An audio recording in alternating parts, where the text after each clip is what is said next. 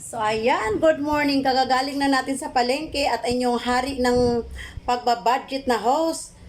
Sa 300, ito po yung nabili natin. So ayan mga kalungsod, ang aking nabili sa aking 300 pesos. Lagi tayo nagbabudget ng 300 pesos tuwing pamalingki natin mga kalungsod. At iyan mga kalungsod is 100 yan. 1/4 100. Ayan, hipon na malalaki. Pagkatapos, nakabili tayo mga kalungsod ng danggit. Ayan. Ang danggit natin, ayan, ang lalaki ng danggit natin, oh, 'di ba? Ang lalaki, fresh na fresh pa siya. At 6 na piraso yan, 100 lang din yan. Pagkatapos, bumili tayo ng ampalaya. Ayan, ang ampalaya natin is 70 isang kilo. Bali 17 pesos po ito. Ayan, ang laki ng ampalaya. Pagkatapos, bumili tayo ng talong. Doon tayo pumili sa talong na hindi gaanong magaganda naman siya. Pero meron tag 50, meron 35. Doon tayo sa 35 pumili mga kalungsod. So, lahat yan mga kalungsod, ang nabili ko is 232. 100 plus 100 plus 17 at saka 15. So, bali 32 siya. So, 232. Ang pamasahe natin mga kalungsod is 12 pabalik, 12 pa uwi. So, 24. So, ang natira sa aking umabot siya mga kalungsod ng 256. So, meron pa tayong natira na 40, magkano ba? Ayan, yung hari sa budget. Meron pa tayong natira na, yan mga kalungsod ha. Meron pa tayong natira 10, 20, 30, 40. So, meron pa tayong natirang 44. Tama ba? 256, oh. So, meron pa sa 300 mga kalungsod, may natira pa tayong 44. Ayan, hindi tayo bumili ng mga sangkap, mga kamatis, mga kung ano-ano pa kasi ang mahal ng kamatis, 168 ang isang kilo. So, yan mga kalungsod, lulutuin ko ito ng 2 bisis. So, 2 araw ko yung kakainin. Ito din, lulutuin ko rin to ng 2 bisis. So, yan lahat mga kalungsod is kakainin ko yan, uulamin ko yan ng 4 na araw. Nag-iisa lang kasi ako mga kalungsod, kaya nakaka-budget ako sa aking sarili. So, ayan lang mga kalungsod, ang aking, ano kayang lutong gagawin ko dito? Sana may mag-comment ko ano, pero bago pa siguro sila mag-comment, naubos na siguro yan. Ayan, favorite ko yan mga kalungsod kasi malaman siya. Medyo malaki lang ang tinik niya pero malaman siya at masarap siya. Ayan, ang aking natira sa aking 300 pesos. Ayan, meron pa tayong 46 pesos para pambili ng isang pirasong kamati, isang pirasong sibuyas at saka marami akong luya eh. So, isang pirasong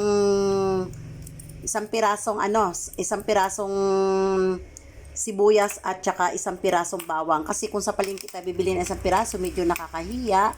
Kaya dyan na lang tayo sa tindahan bumili. Ayan, okay lang naman bumili kung ano pero kung marami bumibili tapos isisingit mo pa yung isang pirasong sibuyas, isang pirasong bawang, medyo nakakailang. Kaya sa tindahan lang tayo. So ayan lang mga kalungsod ang aking mai-share. Ang inyong hari ng pagbabudget sa budget. O, so, yung 300 mga kalungsod, kakainin ko yan ng 4 na araw. So, 50, wala pang 50 pesos yung isang araw ko. O, di ba? Kasi sa umaga, hindi naman ako mainit tubig lang ang aking iniinom sa umaga. Pagkatapos, tanghalian at saka hapunan na. So, ayan mga kalungsod, imbierna, may bumili ng suklay. 18 pesos ang suklay. Ayan lang naman kaharap yung bahay niya ha. 18 pesos yung suklay ko, yung malaki yung spring mid pa yun ha. Oh. Pagkatapos yung pera niya 15. Sabi niya sa pagbalik na lang daw niya yung 3 piso. Naku nanay, ayan lang naman yung bahay mo, kunin mo na at ibigay mo na sa akin dahil yun lang din ang kita ko. Ay wala pa nga kasi 16 yung kapital, so lugi pa ako ng piso. Oh my goodness, sana nga ibabalik. So ayan lang mga kalungsod, ang aking may share sa araw na ito mga kalungsod. Wala tayong ibang makuha ang video mga kalungsod kasi umuulan, may bagyo. So, ito lang muna mga kalungsod. And thank you very much and God bless us. Thank you. Ayan, kung maano nyo, pawis na pawis pa yun yung host. So, bye-bye uli. Thank you. At dahil mga kalungsod, sa tayo'y gutom na, magmamadali na lang tayo magprito ng isang pirasong danggit. Dahil alas 12:10 na siya, kaya nakakita na ako ng sparkling gel. So, ayan, tsaka magprito na rin lang tayo ng talong. Yan na lang din ang partner natin sa ating piniritong isda. Ay, mamadaliin na lang natin yung pagluto at ako'y gutom na. Kahit na maraming pagkain sa palengke mga kalungsod, hindi ako basta-basta kumakain sa labas dahil yan ay puro seasoning lang ang kanilang pampalasa. So ayan ang ating pritong isda. At dahil mga kalungsod, may natira pa tayong barya sa ating budget na 300 mga kalungsod.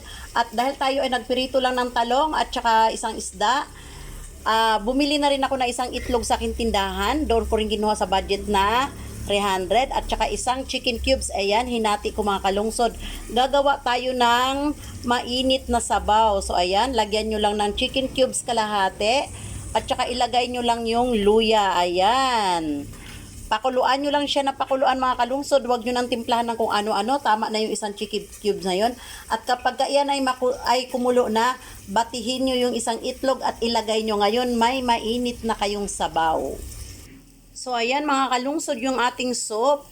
Ayan, lutong-luto na siguro yung ating luya. At ngayon, lalagyan natin siya ng itlog mga kalungsod. Ayan. So, ayan lang mga kalungsod, napakasarap na sabaw na ang inyong hihigupin sa ganitong tag-ulan. So, ayan, pakuluan lang natin siya ng isang beses mga kalungsod at ready to eat na mga kalungsod. So, napakahirap talaga mag-isip ng English. Pwede mo na yang higupin at pwede mo na yang masarap na sabaw na pananghalian. So, kain na tayo mga kalungsod.